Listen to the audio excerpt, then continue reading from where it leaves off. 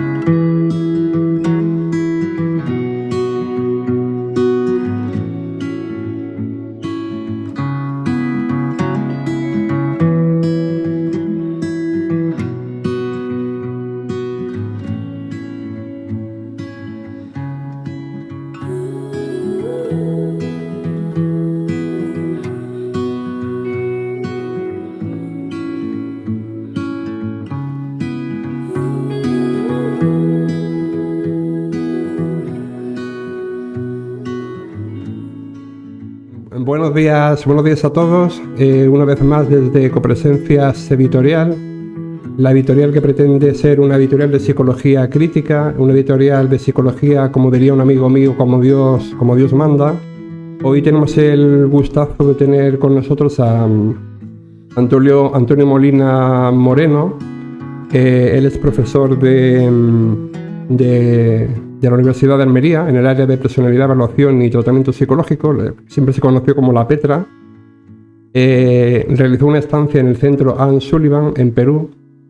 Creo que estuvo con Liliana Mayo, si no me equivoco, Antonio, en el año 95, sí, donde se formó en el trabajo con niños y adolescentes con problemas de desarrollo y autismo. Ha trabajado en la empresa privada como psicólogo clínico con personas con discapacidad. Fue cofundador y terapeuta del Centro de Psicología CEDU en Almería en el año 96.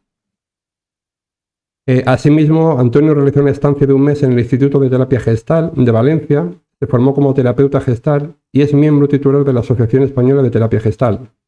Ayudó a traer la formación en terapia gestal a Almería, siendo coordinador de varias promociones. Es coordinador y terapeuta desde hace más de 10 años de la Unidad de Atención Psicológica de la Universidad de Almería, que luego nos contará un poco a qué se dedica y qué hace. Qué buena función hace esta unidad de atención psicológica. Ha impartido talleres sobre la vergüenza, también en la Universidad de Almería, en los últimos 10 años, y tiene un libro publicado sobre el tema, Una mirada gestáltica sobre la vergüenza. Yo tengo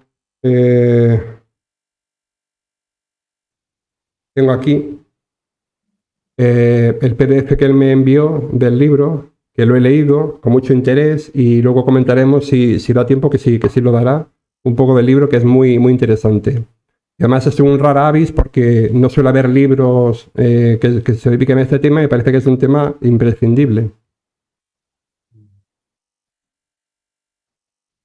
Vale, quiero terminar con esta imagen de momento, Antonio. Me imagino que conoces el sitio. Sí. Y muy buenos recuerdos. Claro. Y luego volvemos a ello. Vamos a... Bueno, pues de nuevo, bienvenido Antonio a este espacio. Gracias por aceptar la invitación amablemente. No te lo pensaste ni un minuto, hay que decirlo. Y es de agradecer que la gente tenga esa disposición y esa disponibilidad para esta disciplina, ¿no? Que es nuestra disciplina. Me gustaría empezar así como a saco, como dicen los jóvenes, por la pregunta de ¿por qué estudiaste psicología? Bueno, Manuel, antes de comenzar y responder a tu pregunta, agradecerte de corazón pues tu invitación. Es la primera vez que me hacen una invitación de esta, entonces ante la novedad, dada mi curiosidad, no podía rechazarla. Es como un reto, es un reto y seguro estaba convencido de que de esta experiencia iba a aprender. iba a aprender, y vamos a aprender, ¿no? Y si es útil para los demás que puedan verlo, pues mucho mejor. Respecto a tu pregunta, pues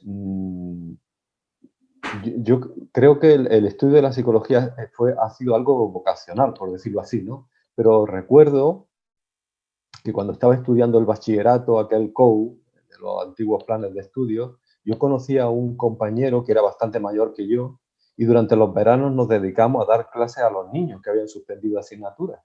Y entonces este maestro, que era bastante innovador y bastante introducía elementos tipo economía de ficha en el colegio para incentivar a los niños durante esos 2 meses y tal, pues yo empecé con él a aprender, a leer, y él me pasaba libros tanto de Freud, la introducción al psicoanálisis, como de Skinner.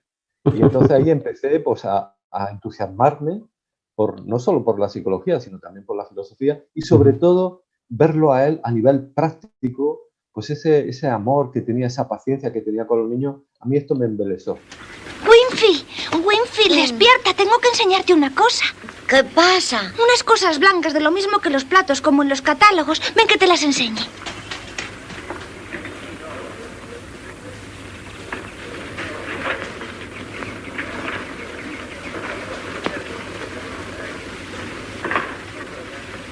Venga, no seas cobarde.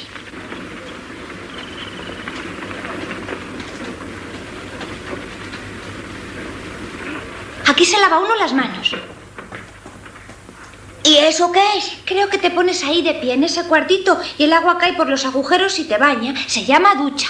Mira, lo mismo que en el catálogo. ¡No toques nada! ¿Ves lo que has hecho? Lo has roto. Si yo solo he tirado del alambre. Y bueno, y a partir de ahí dije, yo tengo que estudiar psicología, tengo que profundizar, ¿no? Y creo que ha sido esa la inquietud y de alguna manera el detonante, ¿no? Me imagino que habrá otro tipo de elementos, ¿no? Pero ahora mismo, a bote pronto, esto es lo que recuerdo, ¿no? A tu pregunta, ¿no? Entonces, a partir de ahí inicié la carrera en la Universidad de Granada. ¿Y te has arrepentido alguna vez de haber estudiado psicología en detrimento de haber estudiado, qué sé yo, medicina, arquitectura o cualquier otra carrera universitaria? Nada, que va para nada. O sea, yo la psicología la vivo como una pasión, ¿sabes? Ha sido como una razón de ser para mi formación y luego he descubierto que también para mi vida, ¿no? Que esos son los dos aspectos, como un aspecto teórico y luego un aspecto práctico y añadiría como un aspecto vivencial también. Un aspecto de, no sé, como una manera de estar en el mundo, ¿no? Ahora bien, no solo la psicología me ha llevado a expandirme a otro tipo de elementos, ¿no? Pues, no sé, la lectura de literatura, el teatro me encanta, la danza me encanta, el movimiento corporal, es decir, me ha catapultado a otro tipo de áreas que creo que son también genuinas y muy, muy relacionadas con la propia psicología, ¿no? Entonces, bueno, pues... Fíjate que te iba a preguntar, que te has adelantado a la pregunta siguiente, que era un poco justamente eso, es decir, quería preguntarte qué herramientas utilizas, si es la psicología o ya estabas adelantando que utilizas alguna herramienta más, qué herramienta o herramientas utilizas para darte sentido a ti mismo, para dar sentido a la vida, para dar sentido al mundo. En definitiva, la típica pregunta filosófica del sentido de la vida, ¿no? El por qué estamos aquí, para qué y a qué hemos venido y demás. ¿Qué utilizas? ¿La psicología te basta para ese sentido? ¿Necesitas otras herramientas?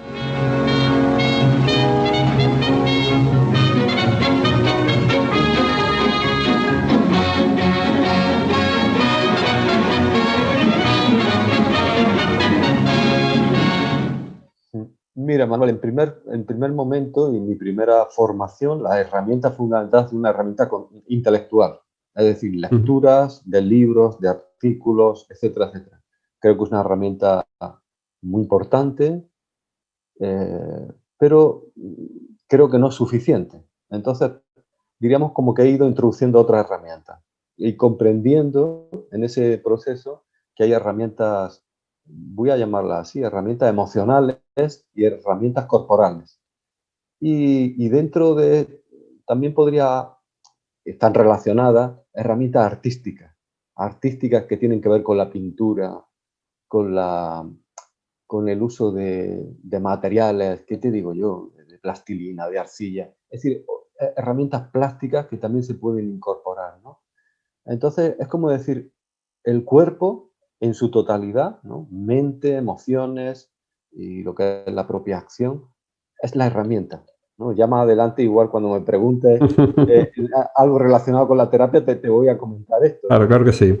La función que tiene el terapeuta y cómo lo percibo yo, ¿no? Cómo lo concibo. Así que sí, cualquier tipo de herramienta que sirva para canalizar, para entender, para tomar perspectiva de los problemas de los pacientes a los que atendemos, para mí creo que pueden ser herramientas útiles, ¿no? y hacer uso de ellas, ¿no? Pues fíjate que volviendo un poco para atrás, porque si no te me adelantas, tu inicio de cuando yo te conocí en la Universidad de Granada de vista, que yo entraba y tú salías prácticamente. Tu inicio fue el análisis de conducta, fue el conductismo, fue Skinner. ¿Cómo llegaste a eso y qué supuso para ti? Bueno, diríamos como en el caos universitario, ¿vale? Que es un poco esquizofrénico. ¿Cree usted que estoy loco? No. Estás muy solo. Pero no estás loco. El curso primero y segundo de carrera era algo un poco surrealista, ¿no? Porque salíamos de una clase inmersos en los procesos cognitivos, entramos en otra, inmersos en que lo que importaba era la conducta. Y bueno, uno de los profesores que estimo y que ha sido una persona importante en mi formación, el profesor Jesús Gil, pues de alguna manera en la asignatura de psicopatología nos dio ahí una visión, diríamos, muy fresca y con una seguridad. Y un alumno que está en segundo necesita seguridad. Y entonces yo recuerdo que me cogía eso como un clavo ardiendo, ¿no? Entonces fue algo impresionante, ¿no? Es decir, lo que es el análisis de conducta, todas las implicaciones, ¿no? Y posteriormente, pues bueno, conocimos a la profesora Carmen Luciano, con lo cual ya se cerró. Entonces desde ahí empezamos a profundizar en el análisis de conducta y en todos los conceptos, la metodología, las aplicaciones. Y eso ya te digo, para un alumno de segundo, de tercero de carrera era como un anclaje muy importante. Yo me daba mucha seguridad y al mismo tiempo, bueno, pues, había una evidencia, en fin. Entonces, desde ahí me cogí ahí y empecé a profundizar, a leer, a investigar, etcétera, etcétera, ¿no? No sé si iba por ahí tú. Sí. Y la pregunta que iba un poco enganchada con la anterior es ¿qué autores fueron importantes para ti para entender el análisis de conducta, para entender esa forma de entender la psicología? ¿Qué autores fueron importantes? ¿Qué autores leíste? Pues mira, fundamentalmente toda la obra de Skinner, que duda cabe, Ciencia de Conducta Humana, Contingencia de Reforzamiento, en fin, etcétera, etcétera. Luego las obras que tiene ahí, tienes ahí Walden 3, bueno, Walden 2, sí, etcétera, ¿no? Te veo ahí. Mallock y Waley, ¿no? Ese libro fantástico que tiene muy aplicado, práctico. No sé, todo lo que había en el momento, ¿no? De unos libros que había diseñado Skinner para hacer muy prácticos, para aprender todos los conceptos del análisis de conducta, qué sé yo. No sé, mucho tipo de literatura relacionada, ¿no?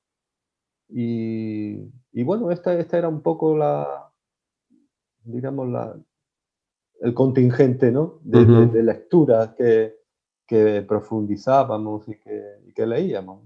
Me imagino que en aquella época un chaval de 20, ¿no? 20, 21, 19, no sé sí, por qué edad andarías en segundo de carrera, que de repente tienen la posibilidad de que luego se verán unas fotos que me enviaste amablemente, la posibilidad de trabajar con palomas, de tener una caja de Skinner a vuestra disposición y demás. Bueno, sí. Me imagino que os sentiríais unos privilegiados, ¿no? Por tener ese tipo de...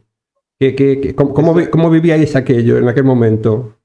Era una locura y era una pasión, porque gracias a la profesora Carmen Luciano, que nos, nos abrió las puertas y de su laboratorio. Ella había estado trabajando con Skinner en Estados Unidos, ¿no? Entonces, un compañero, Serafín Gómez, que ya lo conoce, lo he entrevistado, y nos dejó el laboratorio para poder hacer experimentos con palomas. Concretamente, había un concepto que estábamos allí sobre la emergencia conductual y estuvimos haciendo estos experimentos que después los llevamos a un congreso a Segovia. Nosotros éramos como dos microbios de que estaban en segundo, con mucha ilusión y tal, y con nuestras gráficas hechas en papel, a mano, y allí las pusimos, ¿no? En forma de póster, ¿no?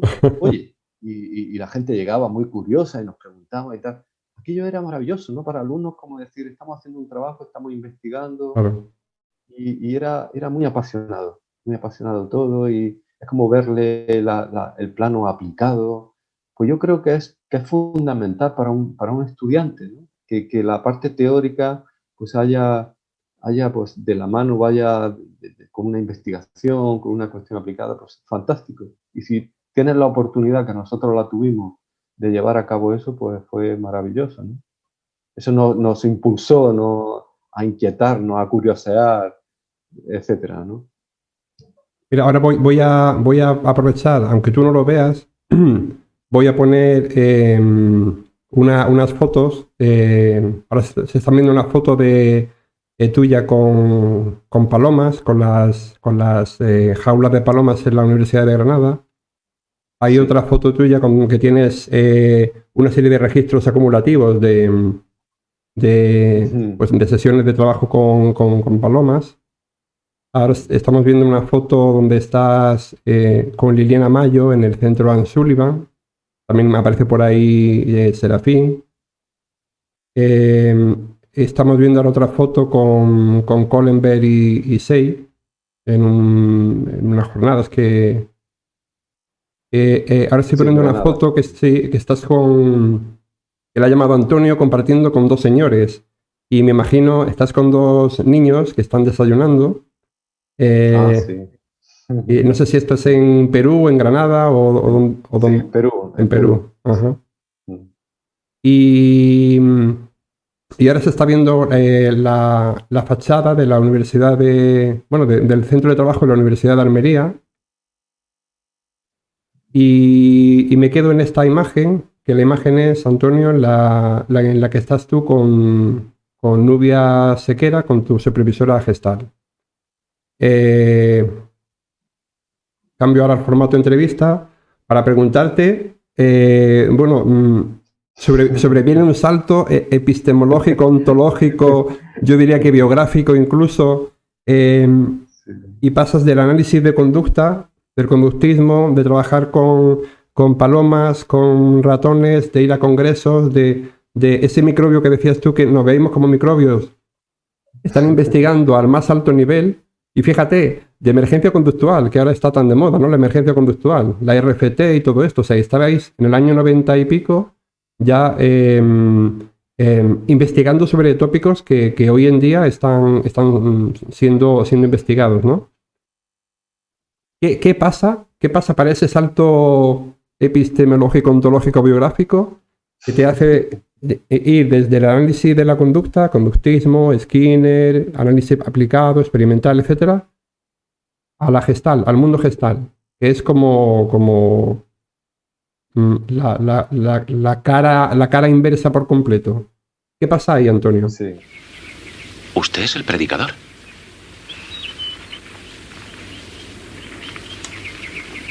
Lo era. Pero ya no. Perdí la vocación. Hijo, antes sí que la tenía. Sí. Mira, por resumirlo mucho, Manuel, y ahora te lo despliego un poco, ¿vale? Sería algo así como que la experiencia vital está por encima de la cuestión académica, de lo que hagas tú fuera, ¿no? No lo comprendo. Yo tampoco, madre, pero eso es lo que he estado pensando. Es por decirlo así, ¿no? Es como... Y en ese momento atiendo a la experiencia vital. Y continúo por ahí la exploración. Sería algo así, ¿no? Y luego ya comprobará en la charla que podamos hablar que no es tan incompatible el salto. O sea, esto me ha llevado a mí, me ha llevado un proceso de integración, ¿vale? Pero no era tan incompatible. La cosa, diríamos, como que yo veía puntos de conexión, ¿no? Aunque aparentemente, ¿no? ¿Qué carajo tiene que ver la terapia Gestalt con el resto de cosas, ¿no? Desde el análisis, etcétera. Mira, cuando acabé la tesis doctoral fue un proceso bastante complicado, ¿no? Y ya sabes lo que es una tesis doctoral, era como que uno tiene que hacerlo. Si quiere quedar en la universidad, tiene que presentar una tesis doctoral, luego tiene que publicar los estudios de la tesis, en fin. Y yo, sinceramente, te puedo decir que cuando acabé la tesis, mi autoestima, por decirlo así, estaba un poco desorganizada. Voy a decirlo así, ¿vale? Desorganizada. Y en esos momentos, una compañera, Yolanda Alonso, compañera del departamento, que estaba en una asignatura de psicoterapias, invita a diferentes psicoterapeutas de diferentes modelos, psicoanalistas, etcétera, y concretamente invitó a Manuel Ramos del Instituto de Terapia Gestalt de Valencia a dar una charla para hablarle un poco de su trabajo, de su modelo y tal. Y en ese momento que él comenzó allí a trabajar pues, en una sala amplia, puso una silla allí en medio y dijo, ¿alguien quiere trabajar? Bueno, quien salió allí fui yo. Mis alumnos se quedaron patidifusos, pero en ese momento que hicimos una intervención de unos 20 minutos o media hora, no recuerdo, algo me tocó, porque además vi que este hombre trabajaba de una manera maravillosa, en el sentido de que decía, bueno, este trabaja con elementos de FAC, con elementos de AC, ¿no? De las terapias. Pero cuando le pregunté, dijo que él no conocía nada de eso, no conocía ni FAC, ni AC, nada. Bueno, a partir de ahí, yo sentí, y lo sentí así, y así lo viví, que quería seguir explorando y curioseando por ahí. ¡Madre! ¡Abuela! ¡Ahí está!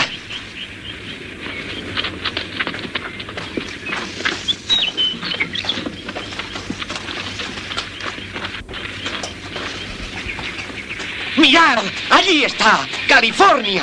La verdad es que no me la imaginaba así. ¡Anda, mírala! Parece buena, John. Mira qué bonita y qué verde es, Winfield.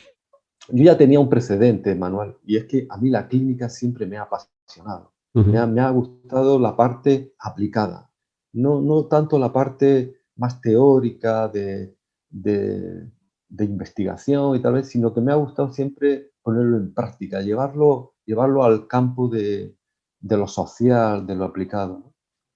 Y a partir de ahí tú has mencionado que tuve una estancia, etcétera. A partir de ahí me empecé a mover en la universidad para conseguir esa estancia y seguir profundizando sobre la terapia Gestalt. Y bueno, y acabé haciendo la formación con todo lo que ello implicaba. Es una formación bastante dura, en el sentido de que son muchas horas de terapia, etcétera, etcétera.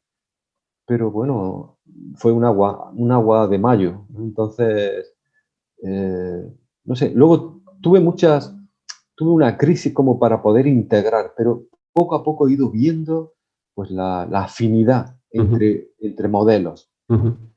Y ya en este momento te puedo decir que ya no me interesa tanto esto.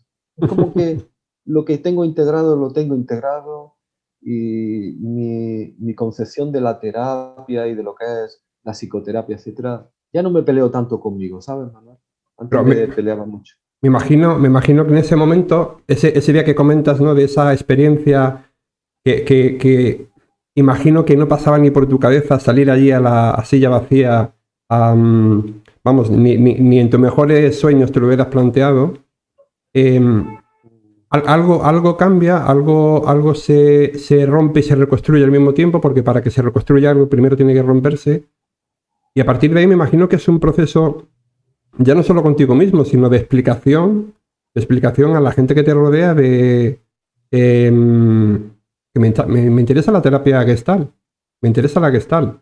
y todos los compañeros o muchos compañeros que tienes en ese momento te mirarían como diciendo... Madre, llega un momento en que un hombre se vuelve loco. Tom, tú me has prometido. Sí, madre, me ya lo lo has sé. prometido, hijo. Le ha dado un brote psicótico y hay que ir llamando... ¿No? Sí. Sí. Me imagino, ¿no? Sí, es algo, sí, de todo. He podido transitar por todo tipo de juicios y de valoraciones, Ajá. es cierto. Con lo cual ha sido un trabajo maravilloso, Ujú. porque he aprendido, efectivamente, sí, ha sido una, pues, bueno, mis compañeros, no sé lo que diría, ¿no? Pero sí sé que se quedaron un poco extrañados, ¿no? Pero mira, a lo largo de los años lo que me he dado cuenta es que cuando, mm, conforme he ido haciendo mi trabajo personal y he ido impregnándome de eso que me apasionaba, de eso, la terapia, y en este caso de la terapia Gestalt. Podría haber sido otra cosa, ¿no? Pero ha sido la terapia Gestalt, ¿no? Y digo de antemano que ni mejor ni peor. Ujú. Yo siempre digo a mis alumnos que persigan ese modelo que les apasiona y Ujú. exploren y profundicen. Da igual si hay críticas por otra parte, no importa tanto eso, sino que lo que importa es el convencimiento que esa persona tiene sobre ese modelo. Eso es lo importante. Y el tiempo me ha dicho que estos compañeros se han empezado a curiosear y a interesar. Y he empezado a valorar realmente esto. Oye, para mí es un orgullo. Podría Ujú. haber no sido así, haber sido otra cosa. Bueno, está bien. Yo sí que sé que estoy convencido de esto y sé bueno, lo que repercute en mí, lo que repercute en mis pacientes. Y bueno, yo sé la validez que tiene esta manera de hacer, ¿no? Entonces, con lo cual vuelvo a insistir en esto, ¿no? La importancia del convencimiento Ujú. que uno tenga a la hora de explorar cualquier teoría, cualquier modelo, por muy rocambolesco que les parezca a los demás, no importa. Si tú lo sientes, explóralo Ujú. y sigue tu camino ahí. Esta sería un poco ¿Y la... qué le dices, Antonio, a la gente? Vamos, yo comulgo con lo que dices completamente, pero ¿qué le dices a esas personas que tras oír este tipo de declaraciones dicen, bueno, entonces en la psicología todo vale, en la psicología cualquier modelo, simplemente por el convencimiento, por la actitud hacia ese modelo, porque me guste más o menos, y entonces y con ello me apasione, eso es, ¿por qué si no otro? Es decir, en la psicología, como en otras ciencias, no hay un paradigma que esté por encima de los demás, no hay un paradigma que explique a todos los demás y que sea el patente de corso para todos los demás. Esa pregunta que me parece una pregunta compleja y una pregunta bastante Ujú. trascendente. Pero ¿sabes qué pienso, Manuel? El ser humano es complejo, es bastante complejo. Entonces, los modelos nos pueden ayudar a entender ciertas partes del ser humano. Yo pongo en valor que toda la ciencia psicológica y tal, eso es indiscutible. Es decir, toda esa investigación, eso es indiscutible. Pero falta por saber, falta por saber. Y no sé si vamos a alcanzar ese lugar, porque continuamente estamos en cambio y en evolución. Y esto depende de condiciones no solo psicológicas, sino sociales, políticas, ideológicas, etcétera, etcétera, ¿no? La psicología de hace 50 años tiene matices diferenciadores de la psicología actual por la propia ideología, la propia casuística, el propio background en el que estamos viviendo, ¿no? Entonces hay matices que hay que ir incorporando y la propia dinámica del vivir. Entonces, bueno, podemos tener ciertos principios generales, que duda cabe, que la psicología científica nos aporta. Pero luego hay otra cosa que es genuina, que es difícil de escribir en un papel, de acotar, como es, ¿qué te digo yo? En el encuentro con otra persona es la energía del campo, que digo yo, ¿no? La energía del campo quiere decir lo que allí se despliega.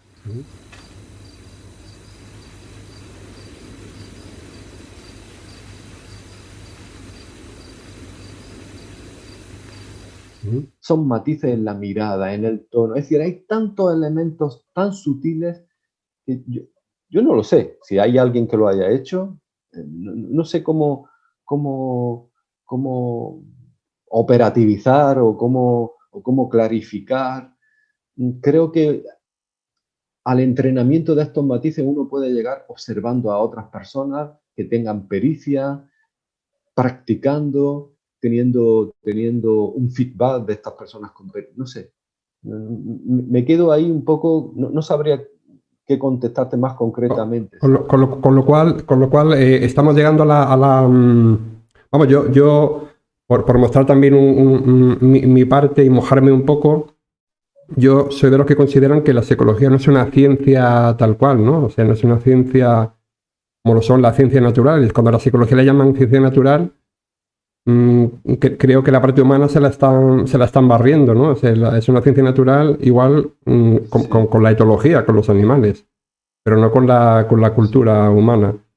Entonces, imagino que para ti la psicología no es una ciencia, como suelen denominar algunos como ciencia natural, sino que es pues una disciplina compleja, si quieres, una ciencia humana, con lo cual tiene el rigor de las ciencias naturales, y una ciencia que continuamente se está haciendo, como la historia, que no hay nada cerrado, y que por más que se pudiera operativizar todas las variables que tú comentabas antes, están en una interacción humana, aunque se pudieran operativizar todas, como lo haría un ordenador en una partida de ajedrez, que tiene en cuenta todos los movimientos, creo que aún así habría comportamientos humanos que no se habían previsto. Entonces, se escapa a ese control científico técnico de la pretendida psicología científica, ¿no?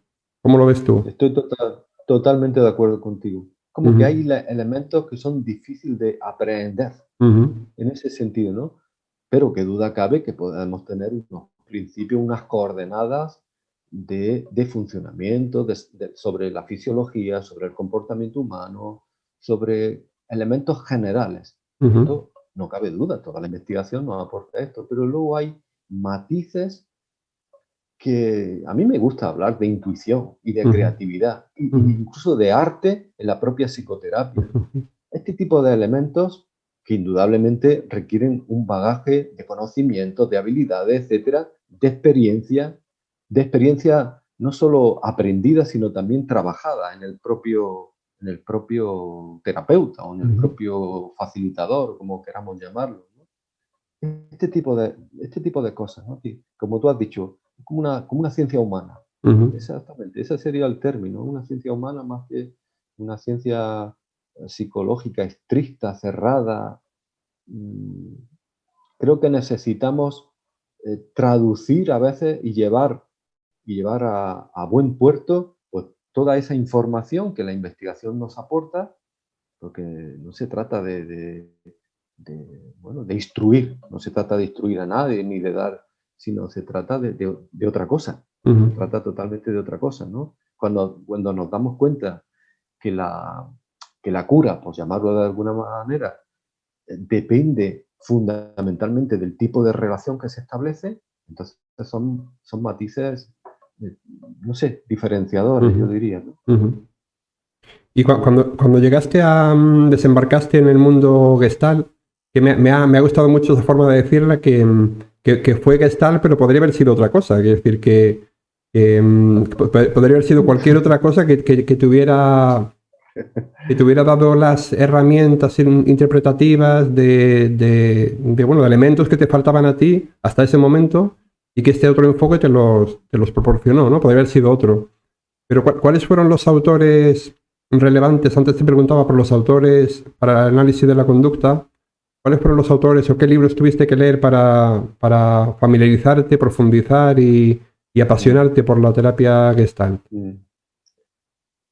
Pues bueno, los libros en la formación había que leer pues, una serie de libros de manera obligada. No recuerdo ahora el título así, ¿no?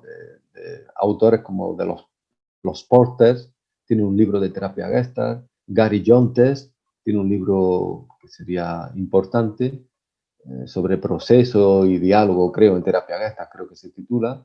Y sobre todo había que leer el libro fundador, que se llama, bueno, se le suele decir el PHG, de Peirce, de Gottman y Hefferlein, que son los autores que en 1951 pues, publican como una especie de manual donde sintetiza de alguna manera en qué consiste la terapia Gestalt, ¿no? Entonces ese libro es obligado, que es un libro duro, es un libro bastante duro, y que normalmente recomienda que se lea cuando uno ha acabado la formación vivencial y experiencial, ¿no? Para ir comprendiendo, ir dando lugar pues, a todos los procesos que han aparecido y al marco teórico, un poco más o menos, que entienden los terapeutas Gestalt, ¿no? Sobre esto. Y así lo hice yo, creo que lo leía, empezamos a leerlo en tercer curso, ¿no? De la formación. Y no sé, y luego después pues, han caído libros de todo tipo. Leslie Greenberg, por ejemplo, que es un terapeuta que no se acaba de definir como gestáltico, él dice que es una terapia focalizada en la experiencia y tal, pero bueno, en algunos artículos sí que aparece la palabra Gestalt y aparecen otras palabras, ¿no? Desde lo que él, diríamos, funda su propio modelo, ¿no? Pues autores como después me he ido encontrando con autores como Richard Erskine, que logré conocerlo y estar en un taller con él. No sé, como Carmen Vázquez, una autora española, ya que está en la Escuela de Nueva York, que es una persona pues, muy importante con el tema de la terapia Gestalt aquí en España, de dentro y fuera.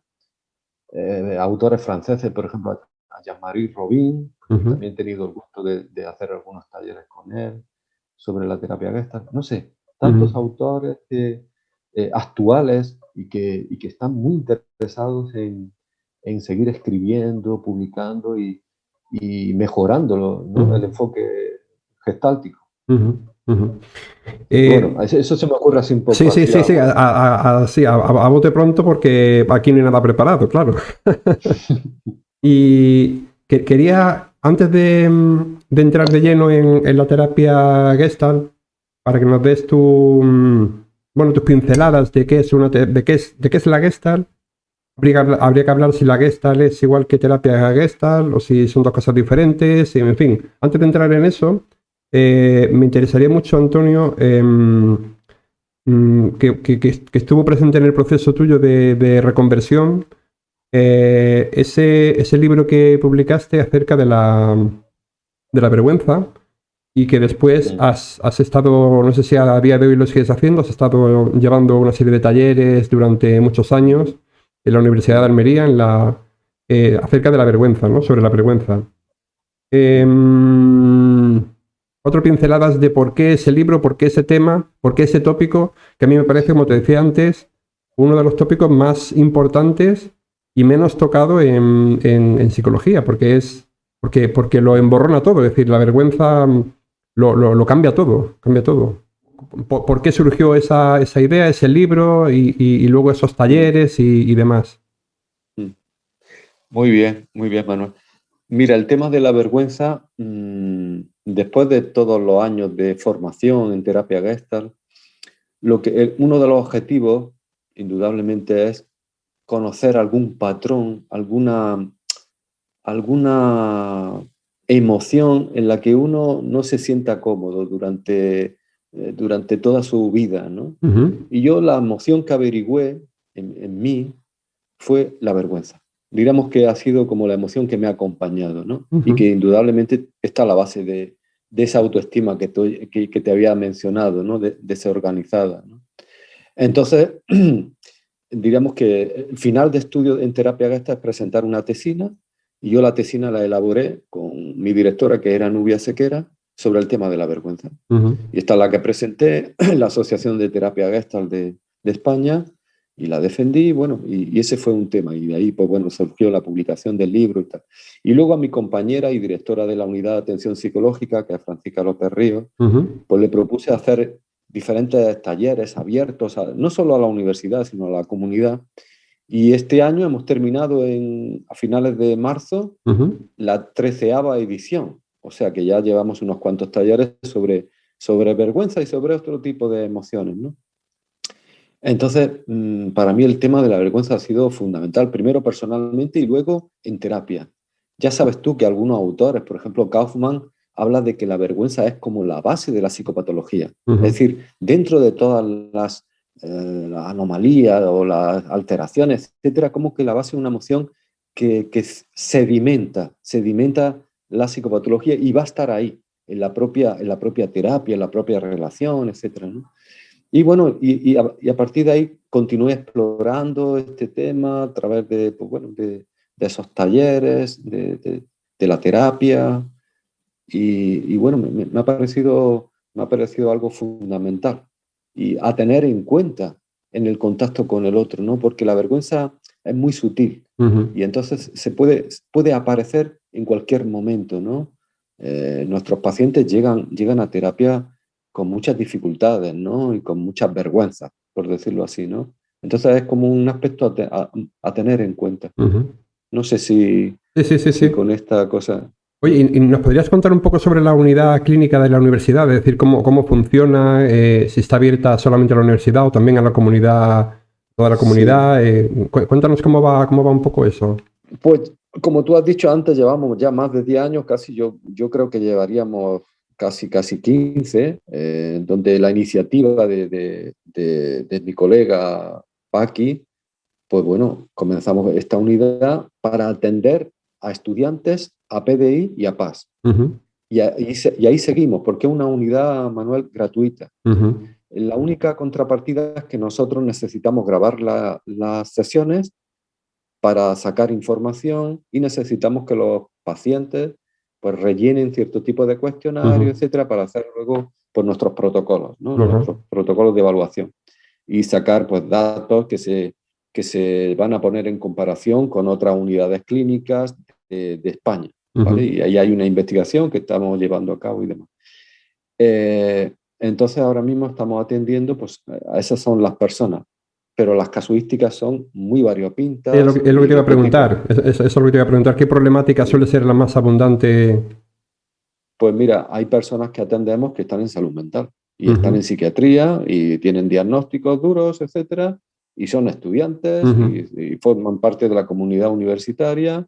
Y luego hay estudiantes, pues bueno, pues que tienen pues, problemas con el tema de los estudios, cuestiones que tienen que ver con depresión, con ansiedad, cuestiones que tienen que ver con la existencia, ¿no? De qué hago aquí, para qué y a dónde voy, cosas por el estilo. Y bueno, estas son un poco las casuísticas más generales, ¿no? Con las que nos encontramos, ¿no? Dificultades con técnicas a la hora de acometer pues eso, los trabajos, los estudios, etcétera, etcétera, ¿no? Pero vamos, que tenemos un amplio abanico, con muchos matices, con muchas...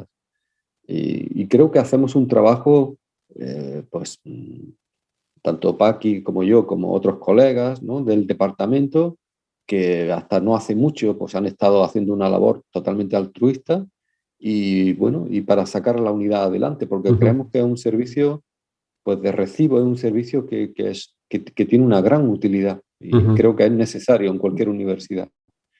Y bueno, y esta es la labor que hacemos. Bueno, perdona, te quería comentar, tenemos alumnos del máster de Psicología General Sanitaria, donde entran como coterapeutas para aprender. Y luego, cuando terminan el máster, diríamos que empiezan poco a poco a llevar casos y los supervisamos. Entonces, cada 15 días tenemos reuniones de supervisión en la unidad para matizar dificultades, cuestiones y tal. Y una cosa que nos parece muy importante, ¿no? Que es la supervisión del propio terapeuta. Y cada compañero, desde su punto de vista, desde su perspectiva, pues es todo muy enriquecedor, ¿no? Para sacar casuística adelante, porque tenemos una lista de espera bastante considerable y en estos tiempos que corren más todavía. Así que, bueno, esta es un poco la labor que hacemos. ¿Y cuántos profesionales sois? Y la pregunta me viene un poco al hilo, ¿no? Hablando antes de las diferentes psicoterapias, de las diferentes formas de entender la psicología ¿todos los profesionales tenéis una única forma de hacer, no única forma, sino un paradigma de hacer psicoterapia o conviven diferentes paradigmas en la unidad? Sí, Manuel, conviven diferentes. Diríamos que el núcleo más común en el que nos hemos formado todos, pues son en las terapias de tercera generación, ¿no? AT, FAC, etcétera, ¿no? Hay también colegas que han profundizado en la psicoterapia asistencial y bueno, hay un compañero como es Serafín que nosotros hemos profundizado pues, en la terapia Gestalt. Como base, todos tenemos esa base común del análisis de conducta y con toda la derivación, ¿no? Y a día de hoy, Manuel, puedo decirte que se ha creado un contexto pues muy, muy de respeto y muy de apertura y muy de traducir términos y palabras y conceptos que aparentemente son diferentes, pero luego estamos trabajando con los mismos objetivos y queremos alcanzar cosas muy parecidas, con lo cual diríamos tenemos ese talante de respeto y de apertura. Y a día de hoy yo realmente me encuentro muy cómodo con mis compañeros de poder comentar, compartir y de poder ver sus puntos de vista sobre cualquier tipo de casuística, ¿no? Así que lo hemos logrado, entre todos hemos logrado este punto, ¿sabes? Que es un logro bastante considerable. Oye, me imagino que el aprendizaje entre vosotros debe ser, bueno, pues bestial, ¿no? Es decir, diferentes paradigmas con un único objetivo, como tú bien dices, que es pues mejorar la vida de la gente que va por allí, de los pacientes o clientes o usuarios del servicio, y ver cómo diferentes formas de entender un mismo fenómeno pueden casar y pueden correlacionar y pueden valer y ayudar a ese objetivo, ¿no? Sí. Tiene que ser un aprendizaje tremendo de día a día en... Sí, efectivamente. Y además, fíjate, Manuel, otra cosa importante, y es que nosotros somos profesores y tenemos nuestra asignatura, que si psicoterapia, que si evaluación, etcétera, etcétera. Pero estamos conectados continuamente con el campo clínico, con la práctica, con lo cual es súper maravilloso. Somos unos privilegiados, yo a veces lo digo, ¿no? Porque podemos congeniar esto que decimos en las clases a nivel teórico y tal, con un bagaje experiencial y con un bagaje clínico y práctico muy importante. Entonces, creo que es una ventaja para el alumnado y una ventaja también para nosotros a la hora de... En alguna ocasión hemos llamado a algún supervisor externo para poder nutrirnos nosotros, ¿no? Porque para que venga pues un aire fresco, ¿no? Y podamos entre nosotros también poder supervisar, ¿no? Poder ver cosas, etcétera, ¿no? Hemos llegado también a este punto que creo que también es muy importante. Sí. Esto es muy importante. Así que bueno, en esta estamos, ¿sabes? Este es el trabajo tan creativo, ¿sabes? Que tenemos, ¿no? Y tan novedoso, ¿no? Etcétera, ¿no? Qué bueno. Y vamos a pasar ahora, si quieres, a ver si yo creo que en 15 minutos, para no robarte mucho más tiempo, hacemos un repaso, unas pinceladas a la Gestalt, que es un poco la madre del cordero desde hace unos años para ti. Entonces, me gustaría, Antonio, que nos dijeras, bueno, primero sí, porque he leído por ahí que hay como una diferencia entre Gestalt y terapia Gestalt, que no es lo mismo. ¿Qué es la Gestalt? Bueno. ¿Qué es la Gestalt para la psicoterapia? Y dentro de la Gestalt, ¿cuál es el concepto que tiene la Gestalt de psicopatología, si lo tiene? ¿Vale? ¿Qué es la Gestalt y cuál es, desde su punto de vista, la psicopatología? Mira, brevemente, no se podría decirte como que... una cosa es la psicología de la Gestalt, ¿vale?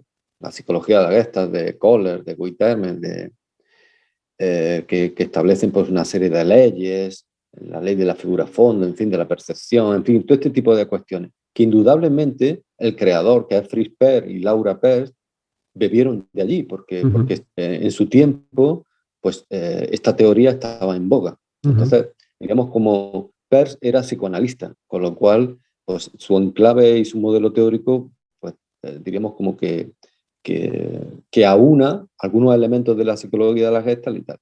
Pero él da un giro porque se forma en diferentes corrientes, ¿vale? Utiliza diferentes conceptos, ¿no? El holismo de Smoot, en fin, muchas cuestiones que no vienen ahora al cuento, ¿no? Y entonces hace una terapia que podríamos resumir en una terapia de contacto, y en una terapia cuyo objetivo fundamental es volver a la autorregulación organísmica.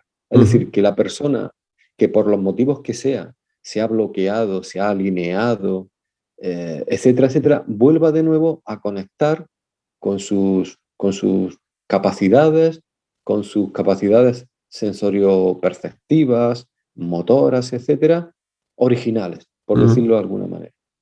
Y entonces, pues bueno, hay un despliegue y un diseño de técnica y de manera de entender, pues muy, muy original, ¿no? En ese sentido, ¿no? ¿Y cuál sería el concepto de psicopatología? Si existe ese concepto en Gestalt. Claro. Si partimos de que el contacto sería lo sano, es decir, cómo una persona está en contacto con sus necesidades, cómo está en contacto con lo que necesita en el momento, en el aquí y ahora, lo que quiere, lo que no quiere, etcétera. Una manera de entender la psicopatología sería como que la persona ha roto el contacto con esas necesidades fundamentales, con esos deseos, etcétera, y de alguna manera se autoengaña o se ata a cierto tipo de reglas, podríamos decir a nivel del análisis funcional de reglas verbales, ¿no? En Gestalt dirían de introyectos, ¿ves? Estos son elementos equiparables, sí, y de alguna manera no está llevando la vida que quiere vivir. Claro, los niveles de profundidad, los niveles de inconsciencia irían desde menor, desde los más neuróticos, hasta los más profundos, que serían los más psicóticos, donde el contacto es más bestial, por decirlo de alguna manera, ¿no? Pero ahora ya no. He perdido el espíritu. Y lo malo es que ya no tengo nada que predicar.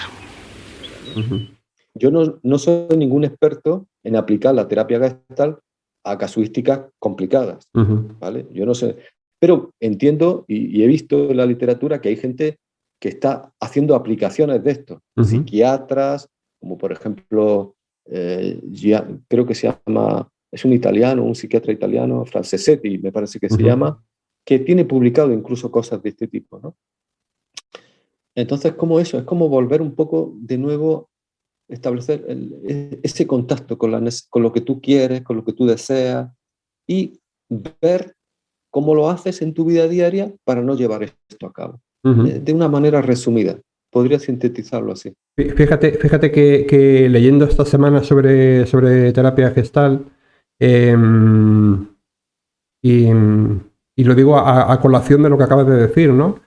Que una de las críticas que se hacen en esta psicoterapia es que es una psicoterapia, bueno, pues para casos muy leves, sobre todo para el desarrollo personal, pues para el desarrollo integral y óptimo de cada persona, para el desarrollar el potencial máximo del ser humano y demás, pero no para problemas psicológicos de los que consideramos como graves, ¿no? Que tú has comentado antes, ¿no? Los que suelen ir para que nos entendamos, a psiquiatría o necesitan medicación y demás.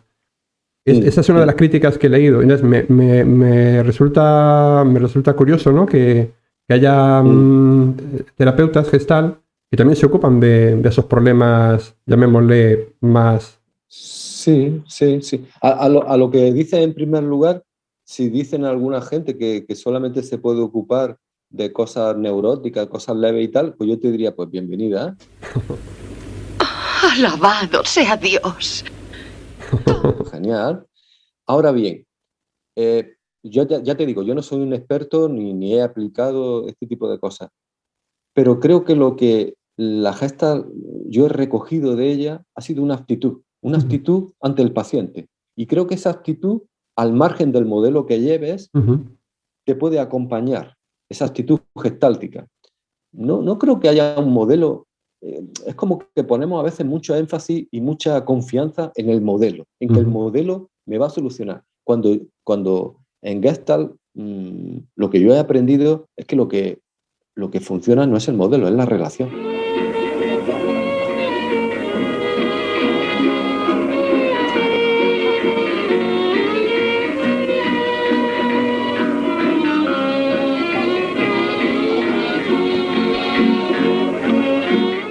Y entonces es otra cosa. Es decir, no vamos a poner todo el énfasis en ver el protocolo de intervención, sino ver qué tipo de entrenamiento tiene que tener qué terapeuta para actuar con qué paciente, en qué condiciones.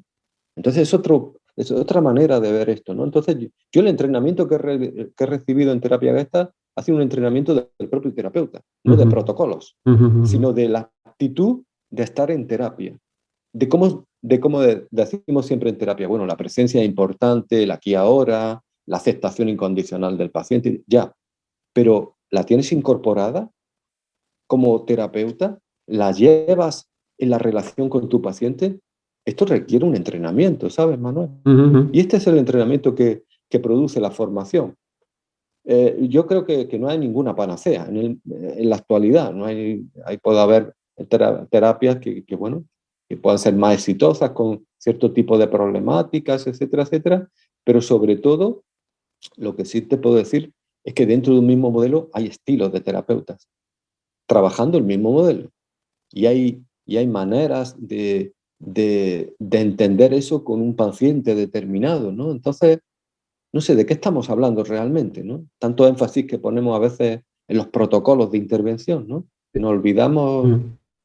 Sí, fíjate que me asalta la dualidad que muchas veces se habla, ¿no? Se comenta entre aquellos que gustan estudiar, pues, digamos, la parte filosófica de la psicología, y hablan de que si la psicoterapia o la psicología, en definitiva, es más una ciencia o con protocolos, etcétera, etcétera, o es un arte. Por tanto, depende más, o muchas veces más, del artista que de la herramienta, ¿no? O sea, no depende tanto de la brocha, sino del que coge la brocha. Sí, yo estaría contigo. Vamos, volvería a lo que habíamos mencionado al principio. Qué duda cabe que teniendo en cuenta todos los conocimientos y todos los principios generales que la psicología nos ha ofrecido, pues después, diríamos, cada terapeuta va a tener un estilo personal. Y un estilo. Y lo sabemos los propios psicoterapeutas, que hay pacientes que... Yo siempre digo que el paciente te elige a ti, ¿vale? El paciente que se va a quedar contigo a hacer el trabajo. O el paciente viene en una primera sesión y ya no lo ves más nunca y no sabe muy bien por qué, ¿no? Entonces, partiendo de esta suposición, ¿no? De que el paciente elija al terapeuta, ¿qué es lo que elige?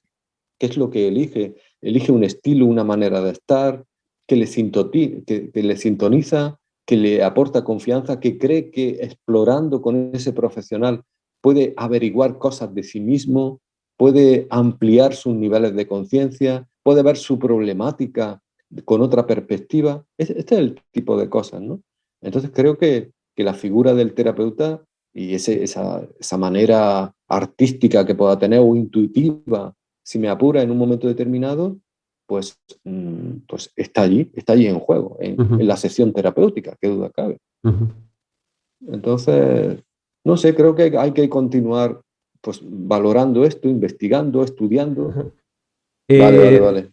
Pues al hilo de lo que comentabas, Antonio, hemos hablado de cuáles son los orígenes de la psicoterapia Gestalt, ¿no? Sobre todo en ese libro fundacional de Peirce y compañía. Y ahora estabas tú relatando, más o menos, ¿no? de a qué se parece, o antes decías, ¿no? A qué se parece y aquí no se parece.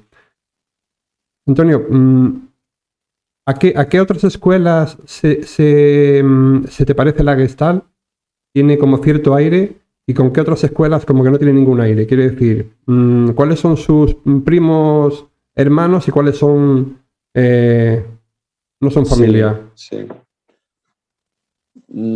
Todas las escuelas que se enmarcan dentro de un modelo humanista existencial, pues estarían ahí. Todo el modelo de terapia centrado en la persona, derivado de Carl Rogers, toda la terapia asistencial, las terapias, la logoterapia de Víctor Frank, este tipo de escuelas pues tienen matices muy, muy comunes, ¿no? Muy comunes. Y como que no se parezca, bueno, a mí ahora mismo solamente se me ocurre, ¿qué te digo yo? Un psicoanálisis ortodoxo, diríamos que Peirce de alguna manera confrontó con el psicoanálisis freudiano, ¿no? Y no sabría qué decirte, ¿no? Con una escuela así. Todas las escuelas van a tener cosas comunes porque nuestro objeto de estudio, nuestro objeto de hacer es común, que es el ser humano, ¿no? Entonces, tampoco hay unas diferencias tan abismales, ¿no? Si si quitamos, ¿cómo se dice esto, no? Si quitamos la hojarasca, ¿no? Vamos a ver claramente, ¿no? que tampoco hay unas diferencias bestiales, ¿no? En lo que sería la psicoterapia actual, moderna, ¿no? Entonces, bueno, hay estilos, hay maneras, hay conceptos, ¿no? que difieren de una escuela a otra y tal, pero luego las diferencias no son tan grandes, ¿no? Vamos, a mi modo de ver, no sé, igual hay otras opiniones, ¿no? que son respetables también, ¿no? ¿Y cuáles son, Antonio, las fases de una psicoterapia gestal? ¿Cuáles son las fases? Si tiene fases, quiero decir, entiendo que no hay un protocolo estricto, pero ¿cuáles serían las fases de una psicoterapia? ¿En la duración, el sentido? Yo no veo ninguna diferencia. Mira, hemos tenido pacientes en la unidad clínica que han estado 2 años, 3 años, ¿sabes? Porque lo requerían. Con diferentes, a veces nos hemos empezado a ver semanalmente, luego quincenalmente, etcétera. Diríamos, pues las fases que cualquier terapia pueda tener. No hay una fase de precontacto donde empiezas a conocer al paciente, donde crear la alianza terapéutica, donde crear confianza, valorar cuál es la razón que le ha llevado aquí. Esa es una fase que se denota el precontacto. Es una fase previa donde diríamos como vas sacando información y al mismo tiempo se van trabajando cuestiones que van surgiendo en la terapia. Es decir, desde el minuto cero. Desde el minuto cero. ¿Por qué? Porque la terapia Gestalt es una terapia fenomenológica y existencial, con lo cual todo lo que ocurre en el aquí y ahora puede ser objeto de cuestión clínica, ¿no? Esto que en algunos modelos se llaman las conductas clínicamente relevantes, ¿no? Bueno, desde que entra el paciente a consulta hasta que sale, todo es objeto, puede ser objeto de atención clínica, ¿no? Claro. Y entonces, pues la terapia, pues, no sé, puede variar pues, como el resto de modelos, ¿no? Pues hay terapias que en una sola sesión se soluciona la cuestión y hay terapias pues, que pueden durar meses o, ya te digo, o años, ¿no? Así que yo normalmente, para mí es muy importante saber aspectos del paciente, desde qué lugar viene a consulta, para qué ha elegido en este momento de su vida acudir a consulta y qué es lo que espera de mí. A mí esas preguntas son importantes hacerlas. Y hacer un encuadre, que yo no soy ningún mago, ¿verdad? Que no soy, bueno, pero esto lo puede hacer cualquier terapeuta, ¿no? De que voy a acompañarlo, voy a ayudarle a explorar, a ver cuáles son sus dificultades, pero que necesito su ayuda. Yo no tengo aquí la varita de magia como para sanarlo, etcétera, ¿no? Y bueno, y desde ese momento intento encuadrar la responsabilidad. Es decir, ¿de qué nos vamos a ir responsabilizando él y otro? Aspecto, además, que es fundamental en terapia Gestalt, el concepto de responsabilidad, pero trabajándola desde menos a más, poquito a poco, ¿no? De ir soltando, por ponerte un ejemplo, que me parece un aspecto importante. Mira, el otro día un paciente, ¿no? Que estamos en la segunda sesión, fíjate qué cosa. Y yo le digo, una tontería, mira, tengo al martes para darte cita. ¿Qué hora te viene bien? Y me dice, la que tú quieras, me da igual. Y entonces yo le devuelvo esto, porque me parece importante, porque estamos trabajando la responsabilidad. Pero no le hablo de la responsabilidad, no le digo nada de esto, digo, no, elige qué hora te viene bien a ti. Y la podemos negociar. ¿Para qué? Para que tome conciencia de su disposición, de su agenda y de su manera de estar en el mundo. ¿Qué crees? ¿Que esto no es una conducta clínicamente relevante, importante y tal? Sí. ¿Y que se trabajó? De manera incidental. Allí ocurrió. Pero después en el análisis yo creo que puede ser un elemento también importante a tener en cuenta pues, en toda la organización pues, y en todas las decisiones que esa persona pueda ir tomando en su vida. Y es elegir qué momento del día, de esa agenda, de ese martes, puede ser importante para ella. Esto es. Pequeñas cosas. Entonces el terapeuta está atento a todo esto. ¿No? Por poner ese ejemplo así breve, ¿no? Fíjate que a veces hay un poco de duda en cuanto porque el tema de la actitud, de la relación y demás, que has ido comentando, y que es importante y la terapia Gestalt lo toma como importante, ¿no? Pero en cuanto a las técnicas, conozco que hay una que se llama de la silla vacía y hay otras técnicas. Sí, sí, ¿Cuáles serían las técnicas sí. más salientes de la psicoterapia Gestalt? Mira, y cómo funcionan? Manuel, la terapia Gestalt, yo una de las cosas que me impresionaron es el repertorio de técnicas creativas, es impresionante. Impresionante, de las que J. Steven nos dejó en ese libro clásico, El darse cuenta, que no sé si lo conoces, es un libro maravilloso y tal, y que después han salido diferentes autores modernos donde hay listados y listados y maneras de hacer. Todo eso está genial, pero yo siempre digo, la técnica es un pretexto. Lo importante no es la técnica, sino lo importante es el paciente. La técnica es un pretexto para aumentar el darse cuenta. Esta es la cuestión. Entonces, bueno, la técnica es igual que la metáfora. La metáfora sería otro elemento también importante para tener en cuenta para pues esto, pues, para mejorar la perspectiva, el darse cuenta, el separarse del problema, todo lo que queramos explicar. Entonces, el otro día en el máster me dijeron los alumnos, explícanos la silla vacía, cómo se hace y tal. Y digo, no lo voy a explicar esto, en el sentido de que os puedo decir metodológicamente en qué consiste, pero es importante que la podáis experimentar en vuestra terapia personal y podáis meteros para ver todos los matices que tiene esa técnica. No es una técnica que hay que aplicar de manera mecánica, Manuel. Es una técnica que tiene muchos matices. Y si lo aplica uno de manera incorrecta puede ser contraproducente, ¿vale? Porque es una técnica muy, muy, muy poderosa, por decirlo así, ¿no? Entonces, claro, la técnica de la silla vacía, las fantasías guiadas en Gestalt son muy utilizadas, ¿no? La fantasía del rosal, técnicas que tienen que ver con elementos corporales, ¿no? Pues también de respiración, de caminar, de sentir, de poner en valor los sentidos de la persona con la que estás trabajando. Técnicas de contacto. Yo utilizo mucho el cuerpo en terapia. ¿Por qué? Porque la he aprendido y el cuerpo me ha ayudado a mí a conectarme, a tomar perspectiva, a defusionarme, como dirían algunos, de algunas cuestiones en algún momento determinado. Entonces hay un número muy amplio de técnicas, ¿no?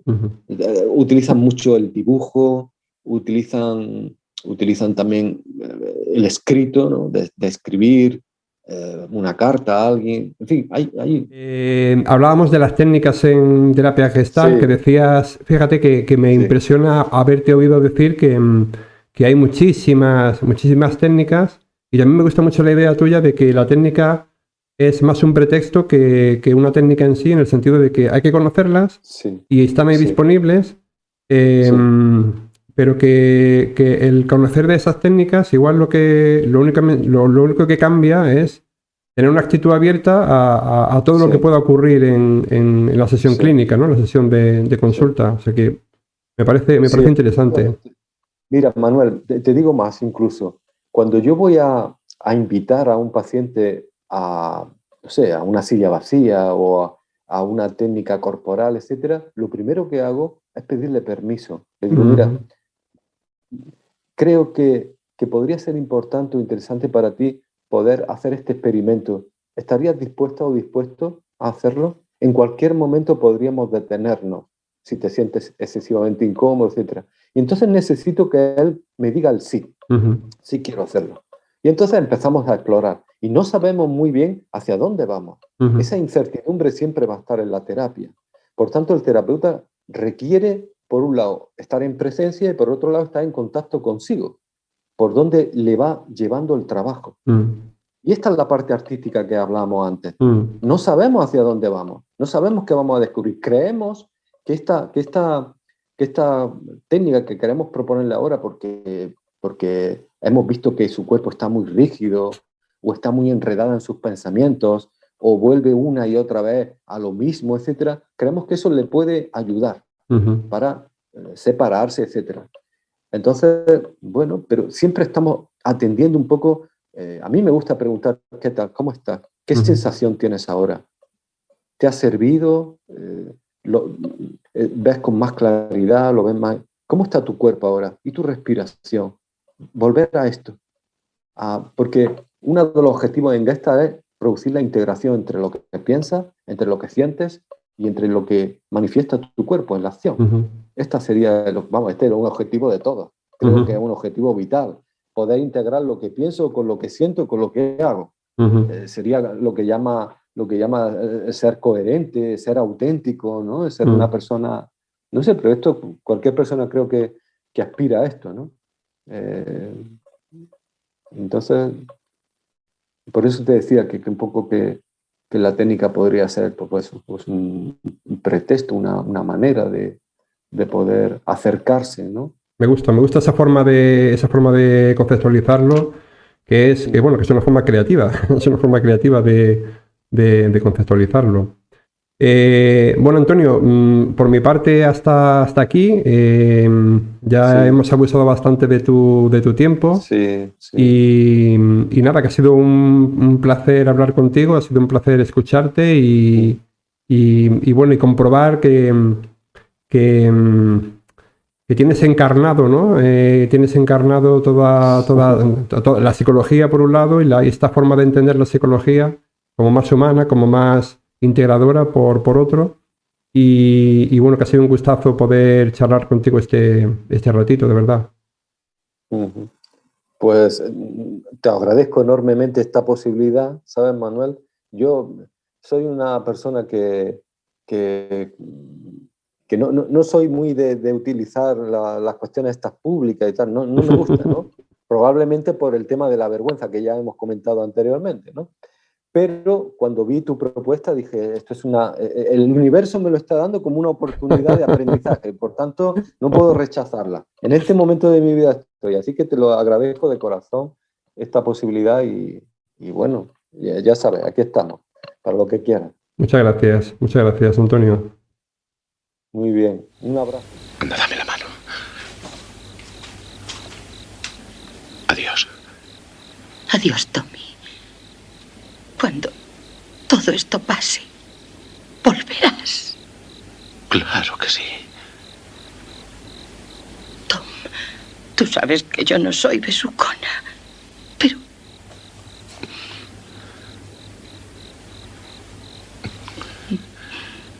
Adiós, madre. Adiós, Tommy.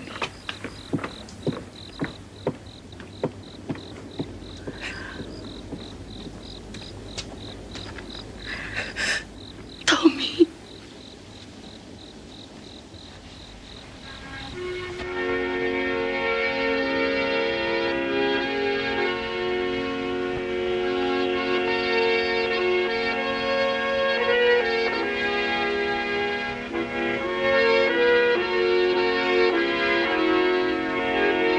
Pues al final se juntan los que se tienen que juntar. Así que bueno. Pues nada, no te quiero robar más tiempo, Antonio. Que nada, estamos en contacto y cualquier cosa que necesite voy a abusar de ti. Muy bien. Estupendo. Muchas gracias, Manuel. Muchas gracias. A ti, cuídate Un mucho. abrazo. Igual. Tú también. Chao. Adiós.